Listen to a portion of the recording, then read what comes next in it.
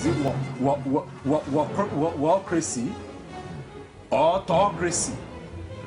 Or what type of crazy is that? Except crazy. News making the headlines. Black Maria is to carry criminals, trading looters that are in government today. Sometimes it gets confrontational. Slap you in the face. They don't put words into my mouth. Whatever it is that will bring our military to disrepute, I said to hell On with it. Core Digest, I want to know why I should be believing them. every weekday, we bring all of these together and take them to the court of public opinion, Everybody have the right in Nigeria. where you are the judge.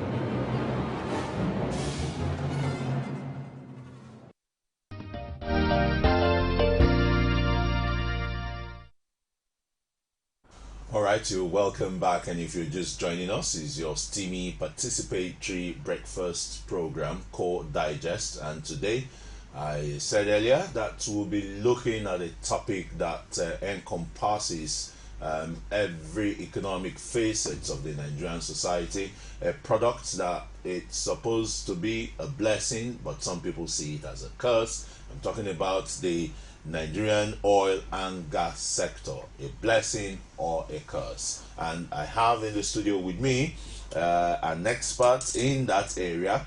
Is a geophysicist. He's worked with some of the world's largest or biggest oil corporations like the British Petroleum in the United Kingdom and Chevron, of course.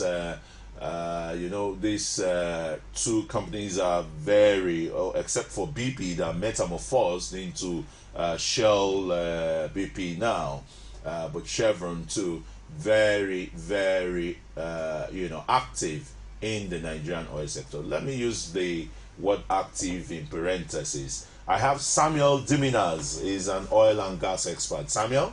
Thank you very much. Yeah, you're welcome. You're welcome. Welcome to our program. Welcome to our studios, and welcome back home.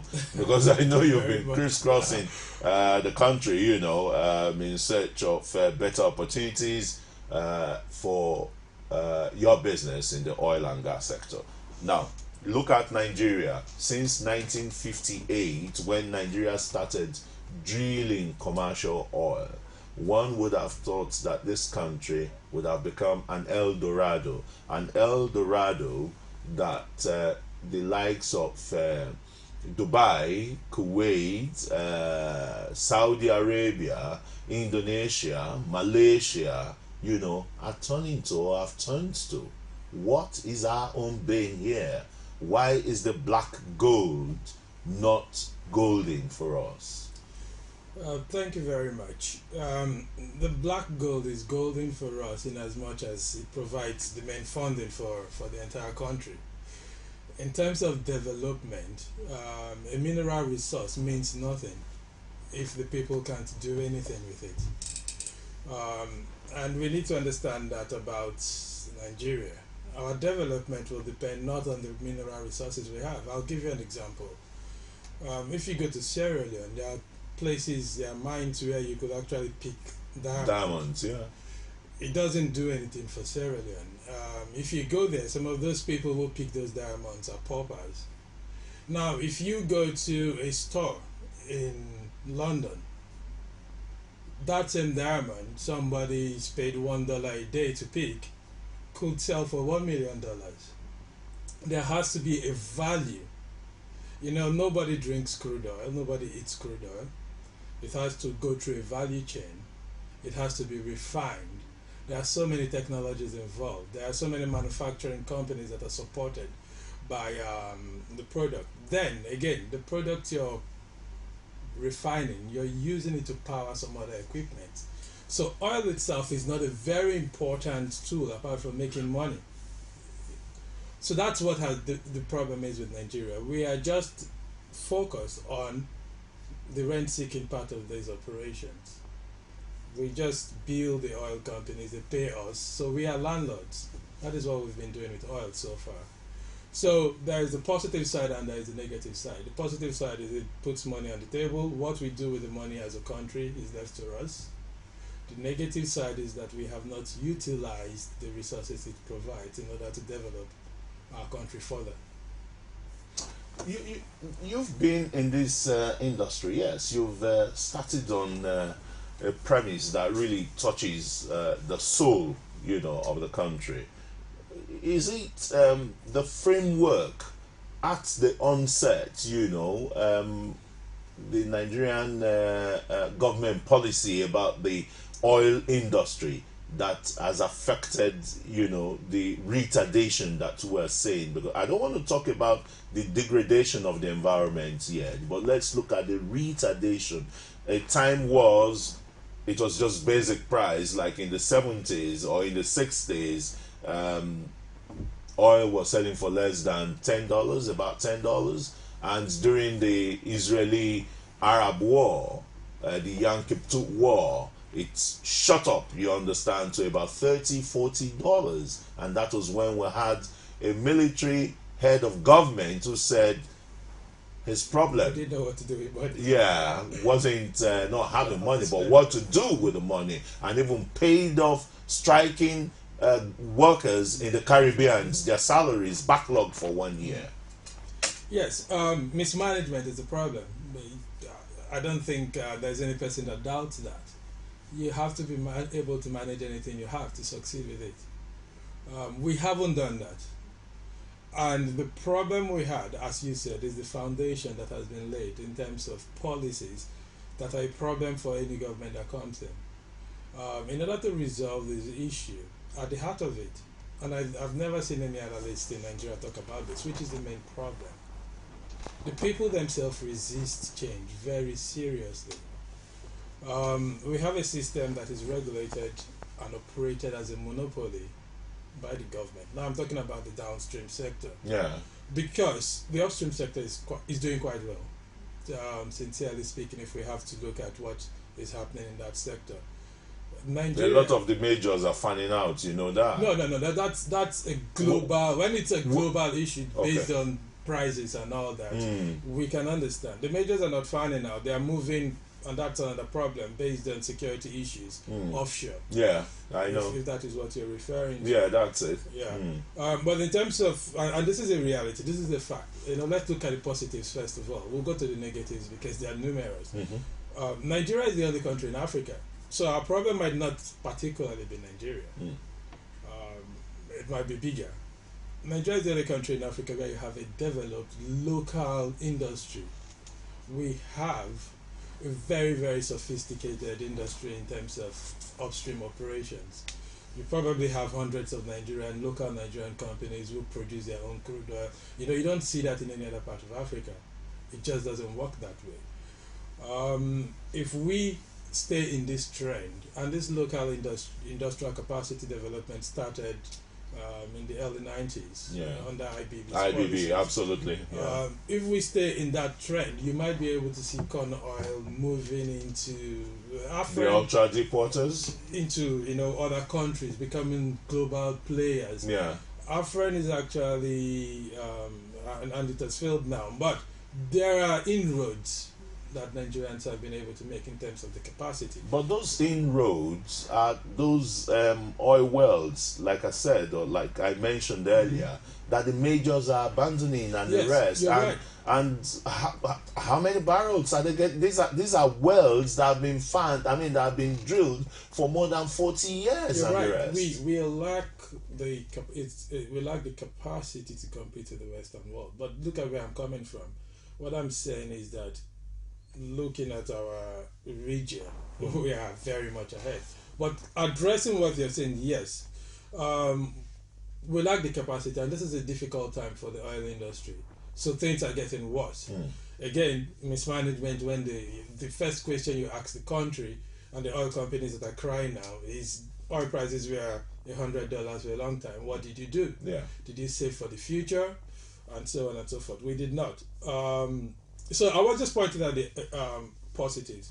If you go abroad, like myself, I've worked in two of the major hubs of the oil industry. Houston is the global hub. I've also worked in London. You see Nigerian expats everywhere in the multinationals. When you talk about the oil industry, people see Nigerians. We have a good reputation. We have expertise. So we've built manpower. That is for sure. The negative side, I don't know where to start. The policies, for example, some of the JVCs and the rest, you know. Our problem is not, and we're focusing a lot on what we need to get out of rent. That is not what the problem is. Our problem is not our fiscal policies. Our fiscal policies are fine. Nigeria makes a lot of money from oil if we manage it properly. The problem is the policies that has to do with governance. And the major problem is the downstream sector, where the government is 100% in control. So that is why you don't have the refineries functioning. Now, let me make a very good distinction, which might not be obvious. Nigeria is able to produce oil if there is no security issues 24 hours a day. It's a very complex operation. It's more complex than the downstream sector of refining and selling crude oil, petroleum products, because the independent operators, the international oil companies, are the ones operating the upstream sector. Government as a JV is just a partner. It's more of a statutory partner. The decisions, the expertise is carried out by the majors. The majors. Apart from the majors, we have Nigerian companies that are holding out their own in that sector. Corn Oil is doing very well. There's several of them. Let's not go into that. They're trying. They're doing well, even if some of them have partners.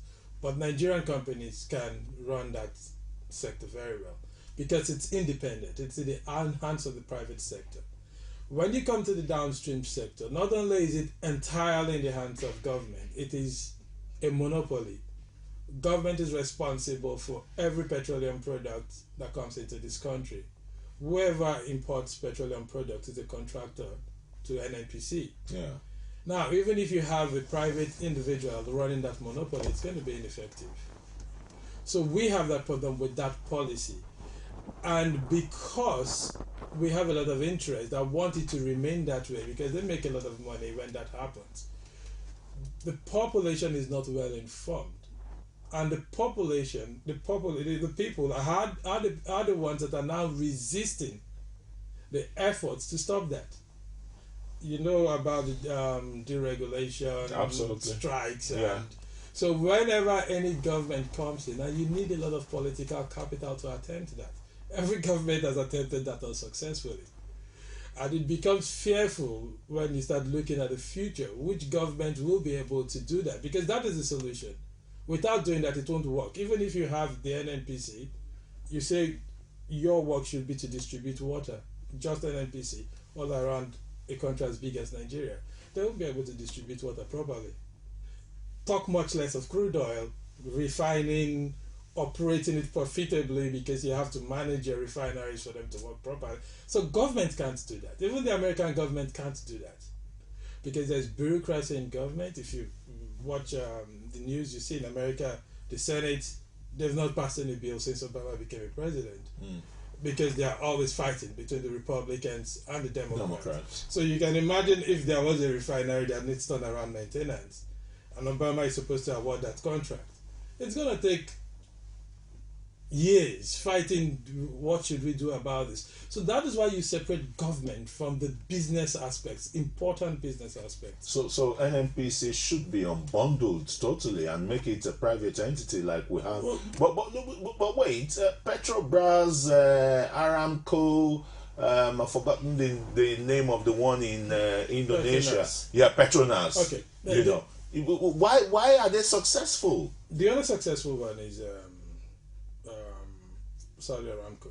I'll tell you why. Petrobras has as much problems as we do, but they are a step ahead of us because it is actually a publicly listed company. It is not entirely government owned. Right? So that is what we propose for the NNPC, which means at some point you should divest. The point is not just divesting. The control, it should be run as a business. The control should be taken away from government. You shouldn't have the president, with all due respect to the president, it doesn't matter who it is, whether it is Buhari or Obasanjo or Gowon, you shouldn't have the president being able to appoint and make decisions for the company. Once you do that, it's a ministry.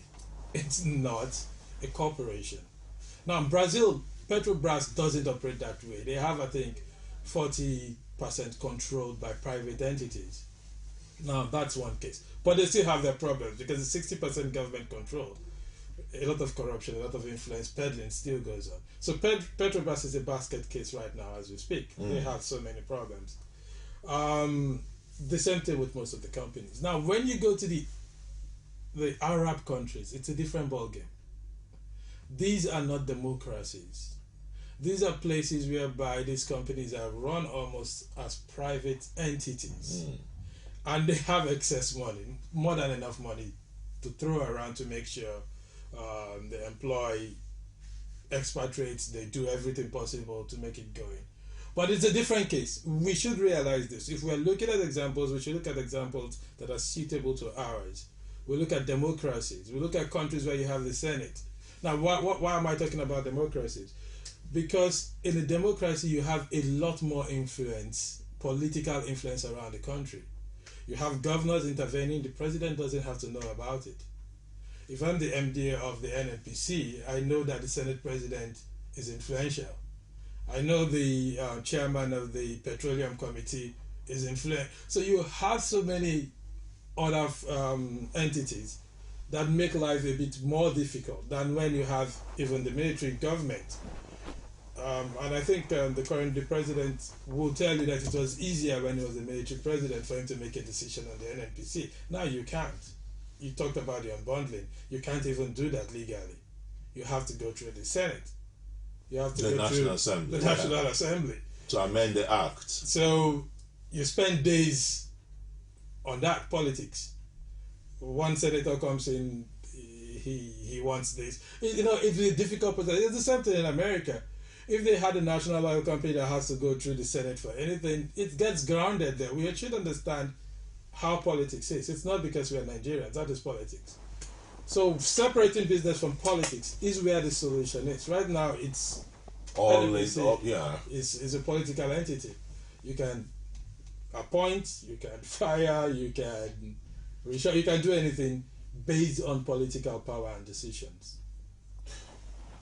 Now, when we talk about look at the policies in the gas sector, the oil and gas sector, I think I'm still concentrating on the oil. I'm not even looking at the gas yet. The gas sector is nothing to write home about, if not for NLNG, that some foresight made it to come on stream, and the acceleration they are supposed to have had in terms of development is still far-fetched, because of the trains that they've not been able to complete. But it's a big economic booster to Nigeria that the Nigerian government, even with the dwindling crude oil prices, is not even looking into gas, because the policies there are inadequate. They are not good for the environment. They are not good for the host communities and the rest. And the oil companies are getting away with it. We don't have a problem with, at this stage in time, I think we've gained a lot of ground in terms of environmental degradation and all that. We've moved a lot. These days, what is most important is self-regulation. If you spill oil in a village in the Niger Delta today, it would get on CNN. That was not so 20 years ago. So the oil companies saved money. They spilled oil everywhere. Right now you can decide to, if Shell spills oil somewhere, you can decide to ban them from operating. You can do that now and you wouldn't feel the impact because there are so many other operators. And you would have the backing of the global. It's now a global issue. Yeah. So we don't have that problem as we used to. We have to be sincere about that. In terms of the operations, they try to comply as reasonably as they can. Now, that is a bit different from our own local people carrying out activities that actually degrade the environment. You have, and that is one of the major problems we have here. It can be handled if the private sector is in control of the pipelines. You have pipeline vandalization. Do you think that's a solution to? Oh, it is. For example, my company has several. Basically, my company alone can solve our pipeline vandalization problems. Technology can do that. But if NNPC... Can you tell us? Because it's I will. because that's one big drawback in all facets of the Nigerian society. That's telling you how key oil and gas is. You know, apart from the money it generates, is that it's supposed to power the nation, but it's not powering it. Yes, I was going to get to the gas thing. The gas thing. Okay, let's talk about the pipelines first. They are all related. Yeah. That's why I keyed into that. Okay. They are all related. It's a policy issue. Now, the policy, first of all, I think, in my opinion, I think that's the opinion of every expert, you need to get the government out of running the downstream sector. Now, the midstream and downstream sector, which includes pipeline transportation, because the government is a monopoly, they have the PPMC, you can't sell, everything is, they're all related, it's a policy issue. So concern pipeline vandalization, one, the only way you can deal with that is technology. Is the government, and when it comes to technology, the people that can invest in technology is the private sector, not the government. The government can, but I'll give you an example. Let's say to change the pipeline infrastructure in the country will take several billions, 20, 30 billions. Will the Dollars or government naira? Whatever currency. Dollars, whatever currency, let's say dollars, to give it a scale factor that you can understand where I'm coming from. Let's say $20 billion. We route out all the pipelines. These days we have smart pipelines, whereby if you go near it, it shuts off automatically. Actually, we shouldn't be having pipeline vandalization because they would all go out of business. You can't do anything. Now, the problem is this. Can the federal government, can we decide to make, because the government, this is what the government is, they have a lot of things to do. Will they shut down everything they're doing in the country to make it a priority that they will invest the money to change that entire pipeline infrastructure? No. But if you have the private sector coming, and it's not one company or two companies, you have probably 200, 300. There's this company that is running this pipeline distribution from just about 2 kilometers. That is what happens everywhere else. You have so many. So what happens, each of them can make their own investment. And when it is their own oil getting lost, because right now whatever oil gets lost, the government is actually taking responsibility for it. Actually, the oil companies can decide to steal crude oil and say it got lost when pipelines are broken. That's being done. That's what is being done. It's just like when you go to the bank. An armed robber goes to the bank and steals. The manager can pass on whatever he says is lost. Absolutely. Is what is lost. Yeah. So that is what is happening. So you're actually encouraging pipeline vandals because the oil companies, not the oil companies, I'm sorry to say, but people work there. So whoever, you create opportunity for this kind of fraud to take place. So government is in control. It's just a simple thing of collaboration, and the money they make is immense. So the incentive is quite glaring. It's too much to prevent these things from happening. So one of the ways to deal with it, and we actually have a law. We have several laws. This is political, which is a problem. We have the PIB. It doesn't even have to be the PIB. There's nothing about these pipeline, investment that you're talking about. There is. What the PIB is, summary, it is a deregulation bill. Yeah. That is what it's all about. Sure. Every other thing is an added story. It is to break up the government monopoly, to deregulate and open it up for private sector investment. And that it is a legal framework, and that is the only way you can do it. Now, when private people come into these businesses, a private entity would not sit down. You won't survive. It's a matter of life and death. So you will be able to do the right thing. You will be able to put the right pipeline. You will be able to put the right technology. But right now, people are benefiting from this negative situation. Blowing so up. So you are incentivizing it. That's just what it is. So it's all related. It's a policy issue. If we have the right policy, and I don't see any way out of it, if we do not deregulate the system entirely, not partial deregulation, not going halfway, full, total deregulation, where the minister deals with policy, he doesn't have to go and supervise if a filling Station is dispensing. If the private parties are the people selling fuel, they wouldn't hoard fuel. Because every day you don't sell, you're losing money. Well, I can hoard fuel now because at the end of the day, it's government that is paying these subsidized rates or whatever. Again, so it's a complex thing. It's a policy issue, and it's not that difficult.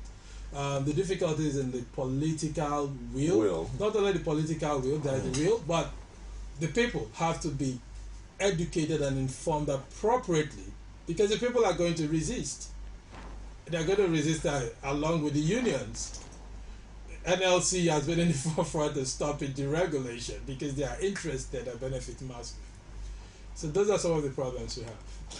Okay, Samuel, we'll take a short break now, and when we return, we'll be looking more at gas flaring, how we can harness it too, and we'll look again into the PIB, what are the intrinsic benefits, for the industry. Are we still going to be faced with this kind of unending fuel scarcity, in the country that is now everyday, not perennial? It used to be perennial, but it's an everyday issue.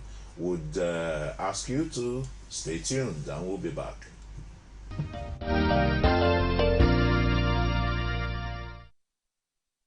For topical issues, Nigerians must have something to say. Arms. We don't need arms for anything.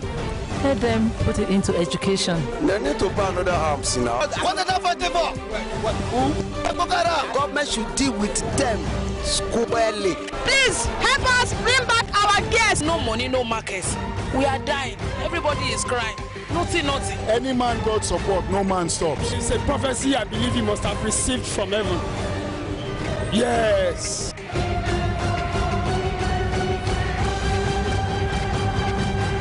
The people giving voice to the voiceless.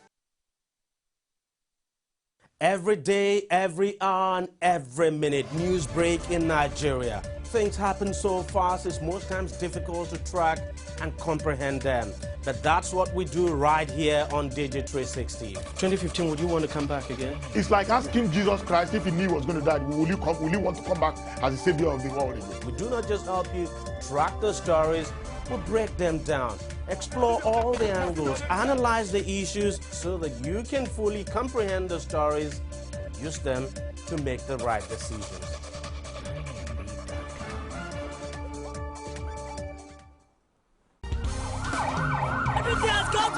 Core TV News now live on all Androids. Welcome to Core TV Primetime News. Download Core TV News app from your Play Store.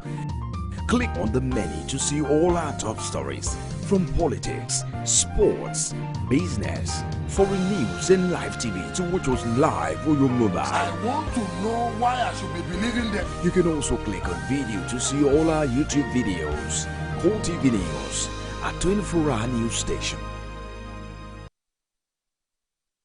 You can now watch Core TV News live from anywhere in the world on our website www.coretvnews.com. Click on Live TV on our website and watch us live. And welcome to Core TV Primetime News. To follow us on Twitter, click on Twitter icon on our website.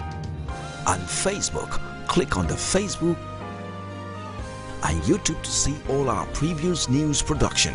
You can also watch us live on YouTube. Click Core TV. Leave a space, then news. Core TV News, a 24-hour news station.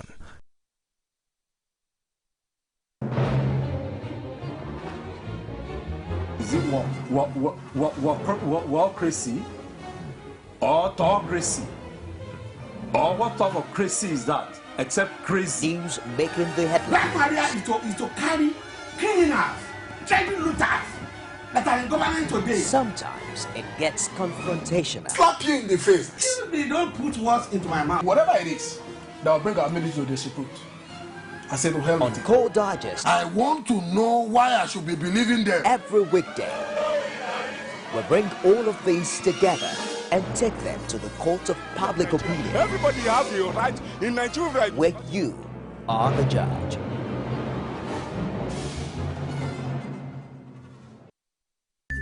Thinking of how to send goods to anywhere? Think All-Seal Mail Services. Our courier and logistics is world class. What of your travel needs? All-Seal Travel and Tours can handle everything from ticketing, hotel reservation, and more. All-Seal Mail and All-Seal Travel and Tours, subsidiaries of Orchard Security and Investment Limited, All-Seal. Visit us today.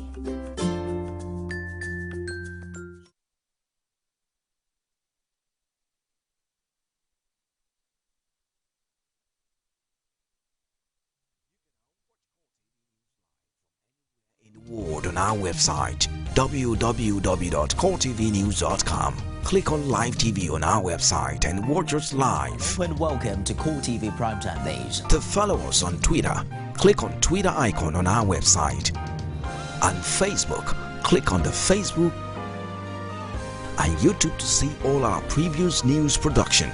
You can also watch us live on YouTube. Click Core TV, leave a space, then news. Core TV News, a 24-hour news station.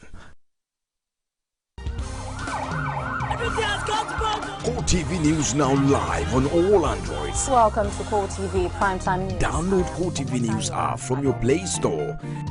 Click on the menu to see all our top stories from politics, sports, business, foreign news and live TV to watch us live on your mobile. I want to know why I should be believing them. You can also click on video to see all our YouTube videos.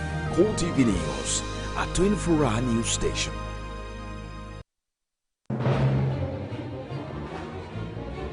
Is it Wallcracy or autocracy? Or what type of crazy is that? Except crazy. News making the headlines. Black Maria is to carry criminals, trade looters that are in government today. Sometimes it gets confrontational. Slap you in the face. They don't put words into my mouth. Whatever it is that will bring our military to disrepute, I said to hell. On Core Digest, I want to know why I should be believing them. Every weekday, we bring all of these together and take them to the court of public opinion. Everybody has a right in Nigeria. Where you are the judge.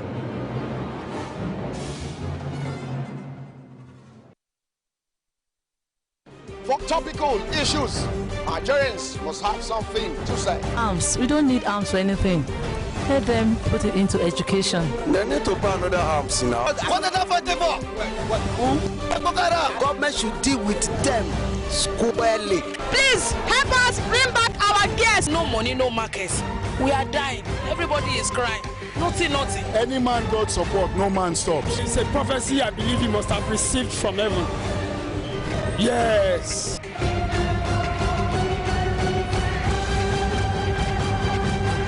The people giving voice to the voiceless.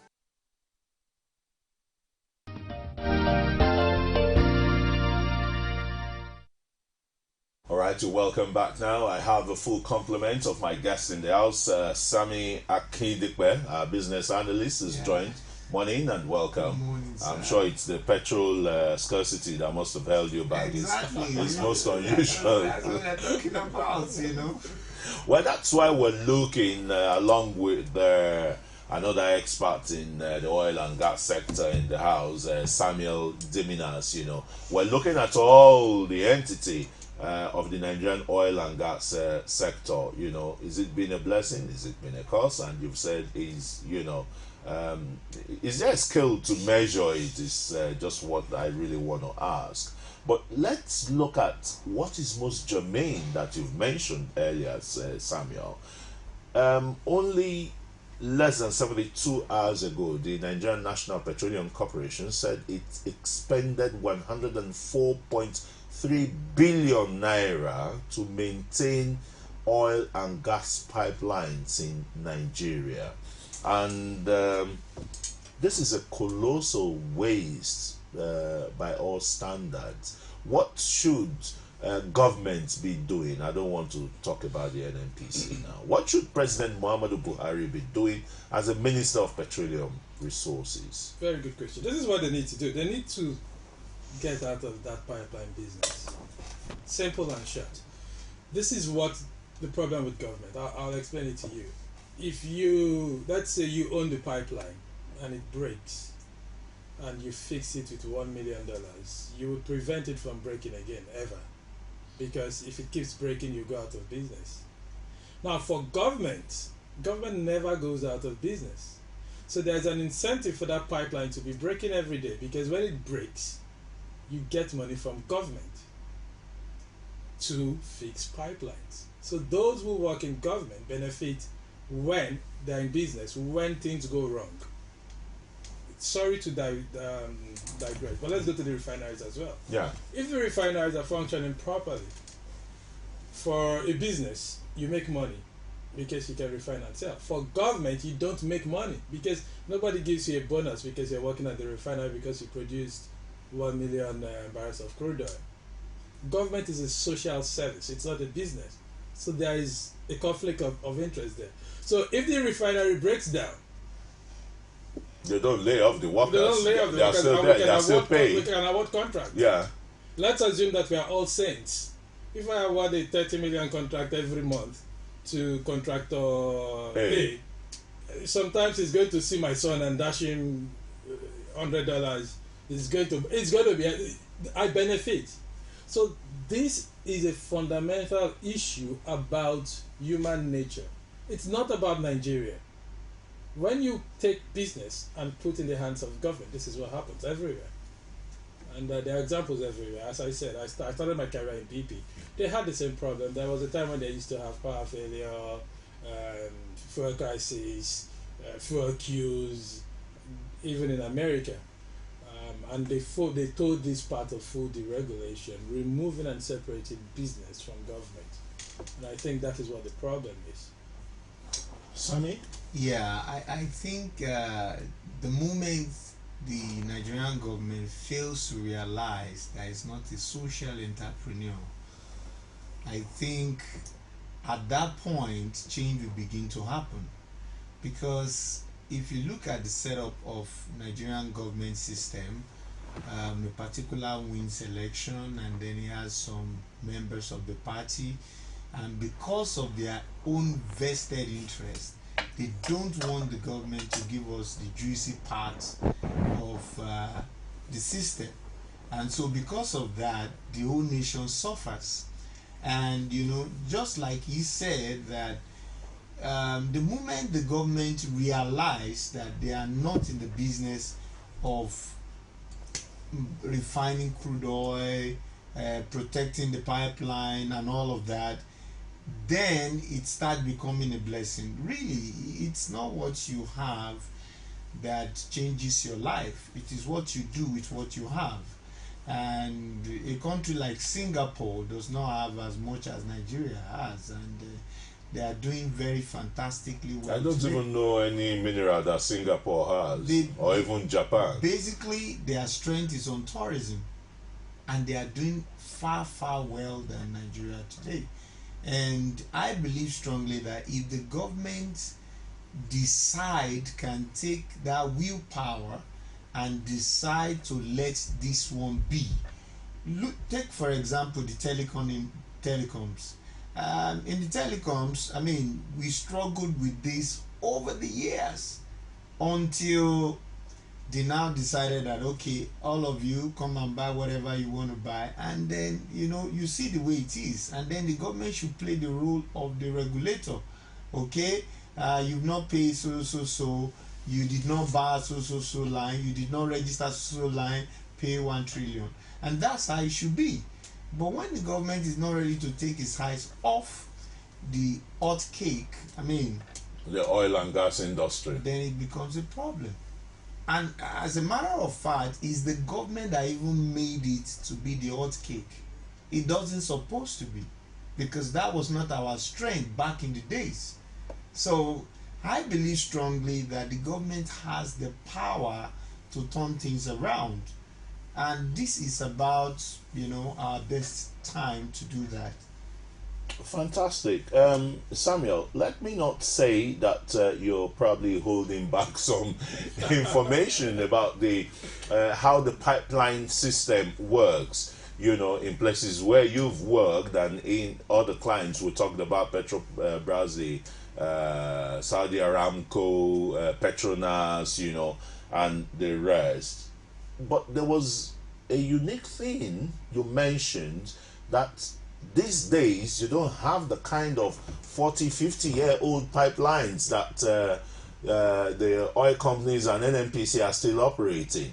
You know, laid by, I think, I if I remember very well, I still know some of those firms that laid them, these Italian firms, Saipem, and the rest. They are experts in pipelines and, you know, laying in the Niger Delta. And the earliest they laid was probably some 40 years ago. You talked about smart pipeline. Okay, there are two different issues here. Let me clarify. A pipeline or a refinery could be 500 years old, well maintained, properly updated, and you don't have a problem. It's not, the problems are not because the pipelines are old. The problems are because government is running those pipelines. So there are places where you have brand new pipelines. There are places where vandals and thieves have dug out the pipelines and stolen them, or busted the pipelines and they had to be replaced. So there are places where you have new pipelines. The issue there is this.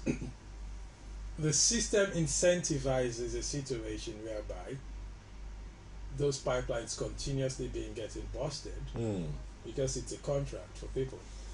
Two, the government does not, because it's not a business, as you rightly said. I agree with everything Sammy has just said. Because the government is not is a social service. They shouldn't be in business. They don't apply the best practices to deal with what they are dealing with. So, for example, the smart pipelines and all those things you talked about, government will not invest in that. They have no reasons to. How would the president know that? Because those problems are even peculiar. If you go to an American and tell him, I want to build a pipeline, he does not need a smart pipeline. It is those of us that are from Nigeria that know that this technology might be useful here. You have to look at the problem you have on ground. What am I trying to say? Abroad, they actually hardly use those smart pipelines. The places they use it, it's places like Iraq, where they have similar problems based on vandals, insurgents, because they blow up the pipelines to compromise the government and all that. They have different types of problems. So in America, for example, even an American expert might not know smart pipelines exist because he doesn't have that problem. Nobody's busting the pipelines because the pipelines are being run by private entities. If you bust a private businessman's pipeline every day, he's going to find every way to stop you, or he's going to stop doing the business. One of those two things is going to happen. It's different with government. You can break the pipeline every day and government will not stop. They'll take money from another place and put it there and run a deficit and grow the debt. So it's a structural issue, not necessarily because pipelines are old or we need new pipelines. Yeah, you know, I asked specifically again for that, yeah. And the structural issue, look at what it has cost government. Just in 1 year, government says it spent 104.3 billion. Is that for 1 year? I think that is very, very for low what? For because if I look at, okay, probably people. I'm talking about billion here. Naira? Billions. Yeah, billion naira. I think it's okay. Okay, maybe that year there weren't too much pipeline vandals. Seriously speaking, because the government would spend, you know, the pipeline vandals. You need to ask them what prevents them from continuously breaking the pipeline, if we still have exactly the same thing in place. Yeah, policies. What are you going to do if you don't even need to secure a pipeline using human resources? And that's what a lot of Nigerians are blaming the government for. Cancelling the contract, you know, made by the last administration to about 3 warlords in guiding the pipelines and the rest. So it runs counter to your own modern business technology in this industry that is so crucial, that is the life wire of this country. Yes, solving that problem is a very simple thing. It's a technological issue, but you know, as you rightly put it, let's assume that you're bringing in a proposal to give to the minister to do this. before you get to the minister, you pass through 15 to 20 different people, and there it is their food you want to take away from their table. So you're coming to pass a proposal through their office to get to the minister that we want to do something that you stop eating. It won't happen unless you change the system. Government should just, as he rightly put it, government doesn't. We don't need NNPC in the first place. I don't know what NNPC does. So this NNPC makes a loss that runs into trillions of naira every year. Yes. Since I've known NNPC and looked at the records, they've never made 1 naira profit. No. So what does the NNPC do? The NNPC is not the regulator of the industry. The regulator is the DPR. The DPR. So but the DPR is under the NNPC. No, it is not. It is a regulator, but it looks. People think NNPC is on the same level with DPR because NNPC is also government, so they can do whatever they want to do. Government can't regulate government. The NNPC MD is the minister. So if you're a DPR director, you report to him. What are you going to? You tell them no, you can't do this. So this is the problem. It's a political situation, and it's something. And let's not crucify Nigeria for being stupid. Every country has passed through this. It happened in America. It happened in Britain. Yeah, but it's only learn. Yeah, the issue is when are we going to learn? Absolutely. I mean, we're talking of a country that has been in the business of oil exploration, production, exports, and the rest for almost 60 years. No, that's not true. That's not true. And let me say this, but this is the reality. Nigeria only started knowing or looking into the oil industry closely from a perspective of ownership from the 90s. In the 50s, I'm not sure when Shell, BP was going around exploring for oil, the government knew what they were doing. They probably said, oh, there was a time Nigerians didn't know. The oil companies drew up the rules for us, told us this is what we do. There was a time we didn't have local players. Those things are changing gradually. It's very slow. You're right. So we are still a beginner in this whole industry. We've had experts, looking closely, government trying to take ownership. If you go to some other countries, Equatorial Guinea, Gabon, they have more oil to us relatively because it's a country of 1 million people producing about 750,000 barrels. So what that means is it's a country that is smaller than probably in population Ogun State.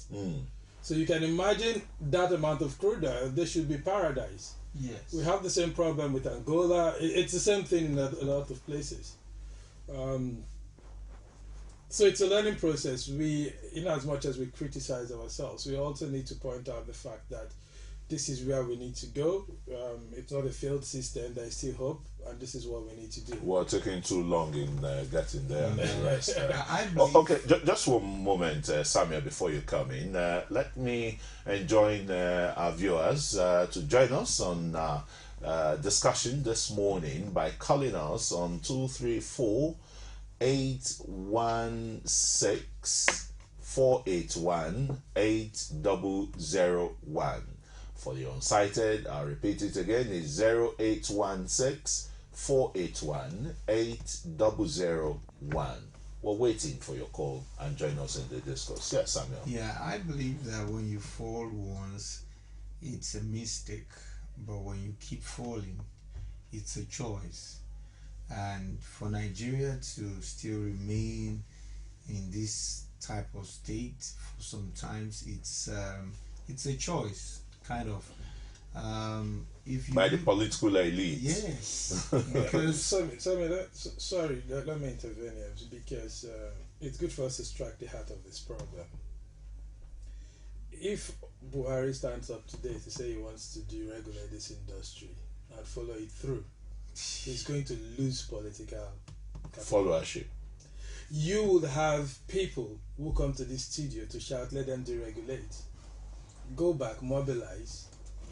They will be led by labor, and they'll go into the streets and protest and give silly excuses why. We've had this several times. Every government I've known since I got into the industry and before has tried to do these things. It is the people that has always resisted. Labor is not the people. Labor is just a few. No, labor is just a few government but workers. They can mobilize the people. It's just a few government. I think. I think you have to get something right now. Nigerians are becoming more enlightened to issues on the ground. In the last 1 year, without deregulating the industry and the partial deregulation or silent deregulation in the downstream sector, in the sales of petroleum products, the body language of Nigerians is that, look, let this product be available, we want to buy at any price. If it's 150 naira per litre, which some are buying now, and even at the pump price, or 200, 250 naira per litre, please make the product available. We'll buy as much as we can that will power our businesses, our homes, our needs.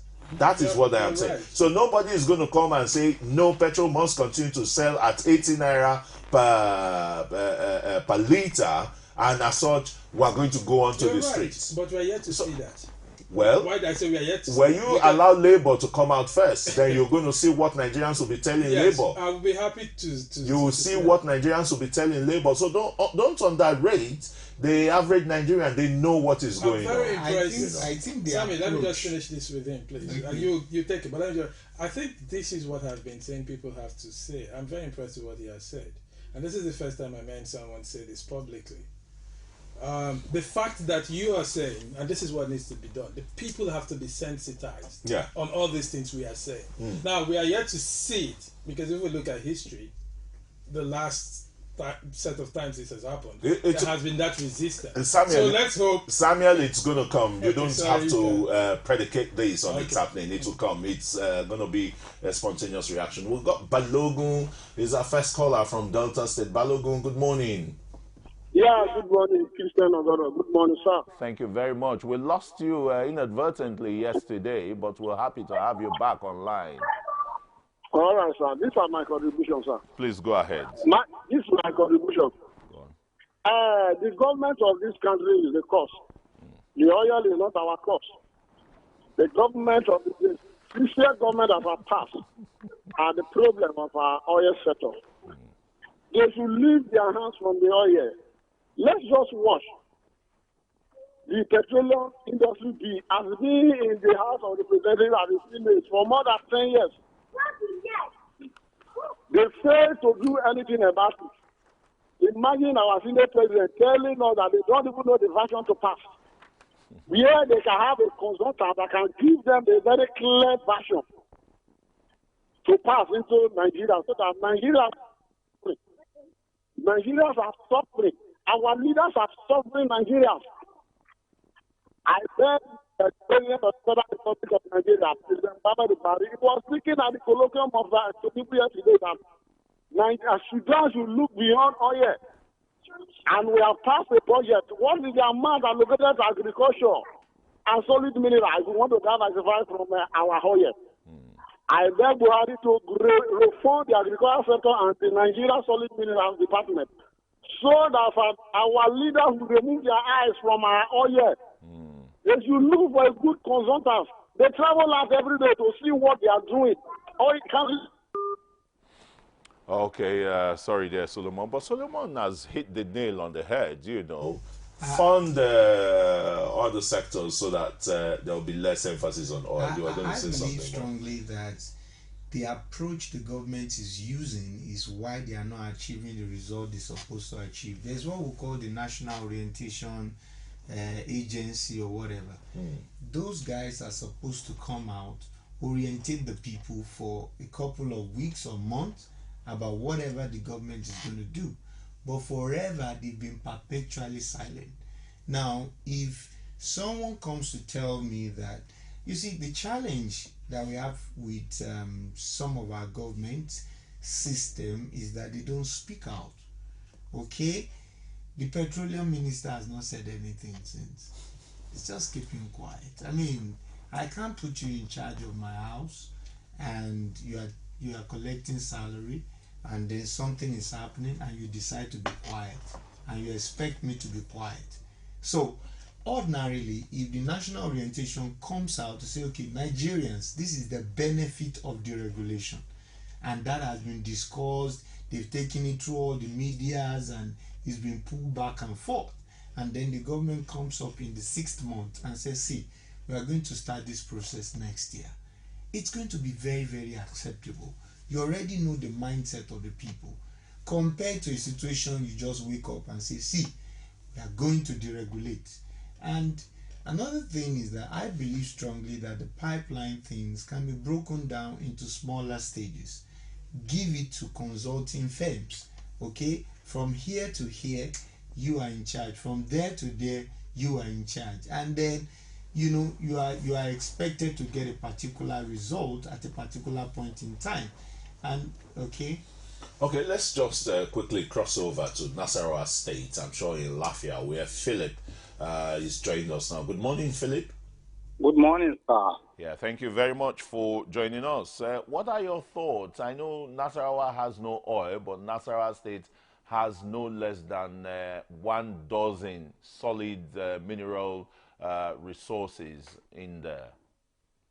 So, what I'm about to say pertaining when we are talking of solid mineral, we come to Nasarawa. Yes.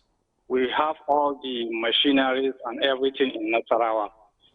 If the government is serious to do something about it, this is the time that they're supposed to do something. No, Philip, we don't want government to be doing businesses again like they did in the oil and gas sector. Let government set policies that will attract people like you to be in the private sector and mind this thing, all right? Leave government out of business. Well, no matter how, the government will still put their eyes there, but we have those people that they are well trained of it. Yes. That they're supposed to post them there and to do something pertaining these minerals. But the government cannot even remove their hand because they know what is there. They cannot remove their hand. Look at what is happening in petroleum. Everybody wants to talk. While we have people that even study, know well about the petroleum. But the government knows there is investors there is money there.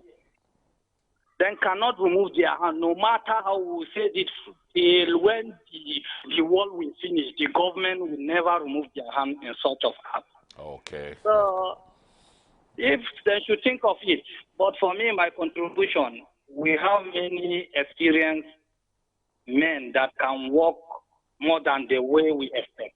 Yeah. All right, thank you. That's Philip. He's a regular caller from Nasarawa State. He's still talking about, you know, the issue of corruption, particularly in government, in making, you know, sectors like the oil sector really work. So, Samuel, Sammy, rather. I believe that all these things are not rocket science. It's just that the government lacks the willpower to do what they're supposed to do. Basically being influenced by party members. So, okay, what warrant already the pipelines are being protected by some people that were hired by the last administration. We are all working for the good of this country. At most, you change them and you just remove them. Nobody's placed there. The pipelines were vandalized, and no electricity, it affected a lot of stuff. And then the only thing that the SA media can come out and say, I want you to just look at it. These things are not rocket science. They are simple mathematics. I think that's a most unfortunate statement to have come out from an advisor to the president, talking about giving excuse for the power outage that Nigerians are experiencing now, and saying that it's as if all Nigerians should go and arrest the pipeline vandals. Who sacked the people protecting the pipelines? If I may comment about that, I think we've discussed and talked so much about these issues in Nigeria. The problem is we are not pointing at the core of the matter to eliminate the problem. All right. So this is the point. The SA, let's forget about what he's talking about and his problems. He might be under pressure, he might say anything. If we eliminate this issue from being a political issue, we solve the problem. It's that easy. That is why we need to focus on. For example, the essay is talking about the essay to the President of America or the Prime Minister of England is not talking about pipelines because they don't know about pipelines. They're not talking of filling stations. If there is fuel scarcity in London, nobody's going to bother about the Prime Minister because it is not in their portfolio. Now, this is a problem. We heap so much on government that even government cannot... If I am the president today, I don't know how to solve this problem because, first of all, to campaign, there's a political system. You have to realize that. It's not different from America. It's not different from the UK. What is different is that they've removed government from business. So politicians will keep being politicians. They will keep awarding pipeline contracts to who is their crony. That is what government does. In America, I keep saying, the most horrible experience I have is when I'm going to any government agency. If you go to, and there are some government agencies that government has a monopoly, like doing your driver's license. It's as bad as being in a village in Nigeria. Inefficiency, a lot of times they make mistakes, they misspell your name. A lot of things that government run is broken because people can sit in the office, put their leg on the chair and not talk to customers. It's government. Nobody gets fired. If a private business does that, all its customers will go away. So it is the nature of government. Let's forget the people because if you bring 10 different, we've been changing presidents every 4 years now or every 8 years. We've had so many, we have the same problems. We have to realize that it's not the personnel. It is the system. And he made a point I'm impressed about. But the people have to be the ones that take charge of their destiny right now. Okay. We have to say, Occupy Nigeria was one of the most well-organized protests anywhere in the world. Imagine people coming out to say, government, take your hands off this oil. Business. They don't have a case again. Because the international everybody, we will be watching. We'll be watching. Yeah. Well, when he was talking about using the National Orientation Agency, I thought, experts like you, with your different associations, like the National Association of Petroleum Explorationists, the Nigerian Geophysics or Geological Association and the rest, concerned in the oil industries, you don't aggregate your own voice to even tally with the people's voices. I know what I'm saying. I've covered NAPE for a very long time. Are you talking of Pengasin?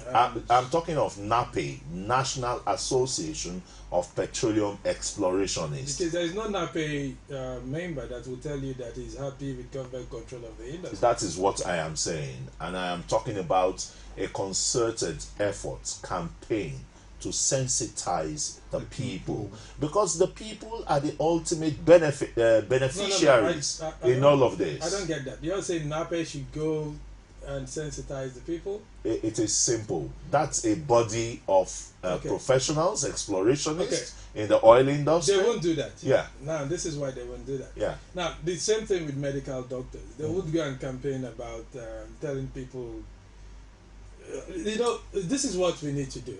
Let's get it right. Politics runs a lot of countries. This is a political situation. It's not a technological situation. Now, this is a political situation. The man at NAPE, the president of NAPE, or myself, would not go and fight the crowd, the mob. Now, you're saying it's easy for the people to come out, the people want you to deregulate. But let's look at what is involved. Let's look at the figures. The person who is running subsidy scams, and subsidy scams are so easy. Any person can run it. It's impossible to be able to have a hold on it. For example, the petrol you bought in your car, you've already burnt it. The person that imported it is going to submit his invoice 4 months down the line. If you want to check for a fact, where are these products you say they imported? Where is it going? How do you account for it? It's a paper trail issue. So it's difficult to manage that system, especially in a centralized way.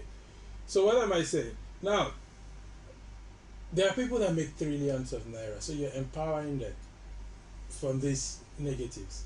And how they can do it is government aggregates these resources for you to steal it from them. Now, when you have an issue, they want to deregulate. These people can give the president of the union a lot of money. They will sell it with ideology. They will tell you how it works in Saudi Arabia. The last discussion that took over the country, there was a professor of the university I saw wrote an article talking about how Venezuela operates the same system and has 23 refineries built on that 10. You see all sorts of, some of these people are paid. Now these are part of the people. I'll give you an instance. One of the most respected sons that led the protests, he was one of the people that were protesting. When the issue went to the House of Assembly, and there was a scandal, and one of the House of Reps members was to be prosecuted for fraud, taking bribe. And those are the people that were screaming no deregulation and all that. They all have their interest. When that happened, this same son, who was the head of leading one of the prominent figures in the protest, was the same person that was engaged to defend the son. Yeah, so, and these are the people the House of Reps member we're talking about was voted by the people. Before that, he was a darling to his people. So when we talk about government sometimes, who are we talking about? Look, no matter where you put them, if you leave that loophole, you're not talking about 100 naira, 100,000, you're talking of millions of dollars. You know, and I'll be honest, people might not like this, but if you keep this opportunity anywhere, even in the United States of America or Britain, and people can steal and get away with it, they will. You have to permanently close those loopholes. That is just the solution, I'm afraid. Okay, Sammy, the situation is really, really bad now, and a lot of people still see Nigeria's oil and gas as a blessing. Others say no, it's a curse. So what are those things that the country should be doing now, particularly in the downstream sector? We all know that government has no business in doing business, but it has a responsibility of protecting its interests, national interest, and the interest of the people. Basically, I think the government should look beyond this petrol or crude oil. Should government be importing petrol? Should government be running the refineries? Basically, I think the government should put up their hands, just like the government has done in the telecoms industry. They should just come up with some of those guidelines. This is what you should do, this is what you should not do. Even if they're going to give it to party members, they should still come up with that. Let them run it and let things just be out of government's hand. If business is separated from the government, we're going to have a lot of results. And particularly, there are some certain areas we are not paying attention to. We want to look at the area of gas and see how we can maximize that. We want to look at the other stuff you can get from crude oil, which the government is not even taking into account. And just like he said, if those loopholes are blocked, all of those processes should be taken into consideration. And if those processes are taken into consideration, apart from the petrol, we can now talk of so many other things that comes from the crude oil. Okay. And different people are in charge of that. Money is coming in from the for the government from all those other sources too, apart from the petrol alone. Now imagine you take the crude oil abroad, and the only thing you are coming with is the petrol and diesel. You know, and at the end of the day, all the other ones are gone. So, and that's money being lost. So if we look at it critically, the government can perform its oversight functions properly if he hands off. He can be able to look at, okay, I'm not only monitoring the people in charge of diesel and petrol, I'm also monitoring the people in charge of all the other stuff that the Nigerian country or state can get from, you know, the crude oil. Okay, let me return to you, Samuel, and this is a very critical component in the sector. Gas is the major spinner, not even the crude oil, a byproduct that is being flared every now and again. How can we further harness this wasting resource?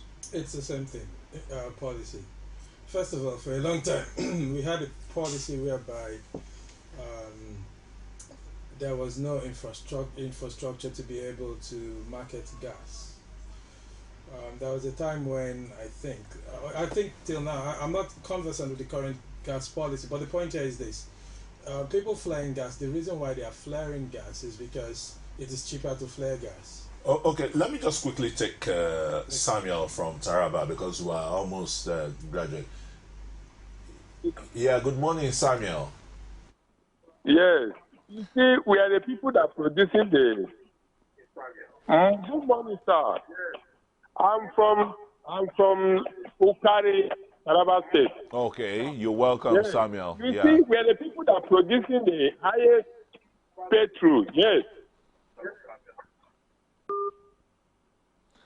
All right, we're just having problems with that. So let me quickly speak about the gas. This, yeah. First of all, the reason why the companies are flaring gas is because there is nobody to take it. If I am there saying I want to buy the gas, they'll be happy to sell it to us. So we need enabling laws. I think there is already action towards that area, but the problem is because it was left undone for a very long time. You need a lot of infrastructure to be able to monetize gas. Before now, I remember very well when I was working in Chevron, we had a multi-billion-dollar gas-to-power project at the Esquarros. So that project, a part of it, the engineering design, and a lot of it was being done in Houston, at the headquarters in Houston. And that project stopped somewhere after Chevron had invested billions because there was not yet the enabling law. And I think it's part of the PIB for oil companies to be able to go into producing energy. Gas. Yeah. Yeah. Now they did it. They invested billions in that. Sorry, Samuel, can I just put you on pause so that we can speak to Philip, who is calling us from Ghana, Accra in Ghana. Good morning, Philip. Yeah, good morning. Thank you for joining us. Tell us, what are your thoughts about our topic today? Oh, I love Nigeria so much. Yeah, I love Nigeria so much. I schooled in Nigeria, and of course, I work in Nigeria before now. But I think the problem in Nigeria is this. I think just as they allocate money to each of the states, petroleum products should be located to each of the states so that they can refine this product themselves and manage it themselves. If they do that, all this bunkering and the rest of them will cease. So let's say if they allocate. Oh, we've lost him there, Philip. Okay, you go on. That is, certain incentives should be given the company or policies straightened so that those flaring gas can harness them into small power units and the rest to be distributed, nationally or even locally. That is what they started doing, but it's still a long way away. As I said, the Chevron gas to power was hampered by the inability. The fact was that there was a promise that a law will be passed to privatize the power sector, and allow for private entities to be able to generate power. That's another grey area. Now, at that time when Chevron was ready, Nigeria wasn't ready. I think they finally passed that law, so we have power companies now. That is what you need to do. Now, the other phase of the problem is this. That sector needs to be, and we shouldn't make that mistake with the petroleum sector. Deregulation could mean 1,001 things. It needs to be fully deregulated. Right now, the power operators are like contractors to government because government is still in monopoly of transmission, and everybody pays the same thing in terms of cost of generation and transmission. So there is no incentive for competition. No. If I can't take your business, you know. You set competition, the private sector, the advantage of the private sector is not because private people are good, but you set them against themselves by allowing them to compete with one another. So if I sit here and find out that you're not doing well, you're not meeting up your clients' needs, I might decide to provide those services and make money off it. That is what we need to do. So again, you always see the government hiding somewhere, wherever these problems are mentioned. So for now, I don't know how to say that, but we need to overhaul the system. I think the PIB has all that contained in it. It has very detailed. If it's not tampered with again, for 10 years it's been in the National Assembly, and at one time they don't even know. They know what the version. They know. I think that is misinformation. They know. I think everybody who is aware, a responsible player in the industry or in the Senate, basically they have the right copies. Again, the senators, these are politicians. The House of Reps guys, these are politicians. These are not oil and gas experts. So this is the point. They need to pass the law. They are going to consult people, but they are going to play politics with it. That is what happens everywhere in the world. As I said, we look up to countries like America, but since Obama became a president, they've not passed a budget. I mean, a bill, you meant to say. Let's leave the bill. The budget is important to run because they've not passed a budget for 7 years now, because the Republicans have a policy of opposing it. So politicians always fight. So how does America operate? They get to a point whereby the country wants to collapse, then they fight and create a pseudo spending bill for 6 months. That has been happening. You hear of government shutdown in America. Yeah. We're going to hear it soon again because infighting between them. But once you do it, because the oil sector is not in government hands, some other sectors are not in government hands. It doesn't. So it doesn't create a kind of earthquake. And you don't see it. Yeah. So that is what we need to do, and the faster we do it, the better. Okay. You want to round up too in a sentence, and the rest, as this commodity, oil and gas, become a blessing or a curse to Nigeria? I want to say that it's a blessing if we put policies in place, basic. And Sammy, you hold on strongly to that. No, it's give and take, pros and cons. It's a mixed bag, yeah? It's a blessing and a curse. Yeah. Oh, what a shame. Well, gentlemen, how much can I really thank you? Sammy Akindepe, our business analyst, always a pleasure having you in the house. Thank you. And for the geophysicists with some of the oil majors in the world, and for someone who cut his exploration teeth in Nigeria, let me say that, in the oil and gas industry, Samuel Deminas, thanks so very much for joining us on the program, and we look forward again to inviting you on specialized issues like this. Thank you very much.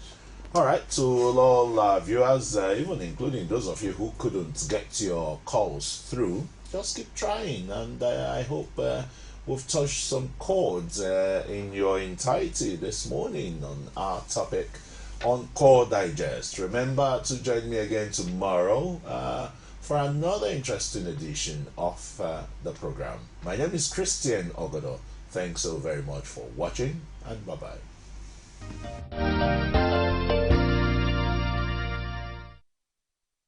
You can now watch Core TV News live from anywhere in the world on our website www.coretvnews.com. Click on Live TV on our website and watch us live. And welcome to Core TV Primetime Days. To follow us on Twitter, click on Twitter icon on our website. On Facebook, click on the Facebook and YouTube to see all our previous news production. You can also watch us live on YouTube. Click Core TV, leave a space, then News. Core TV News, a 24-hour news station.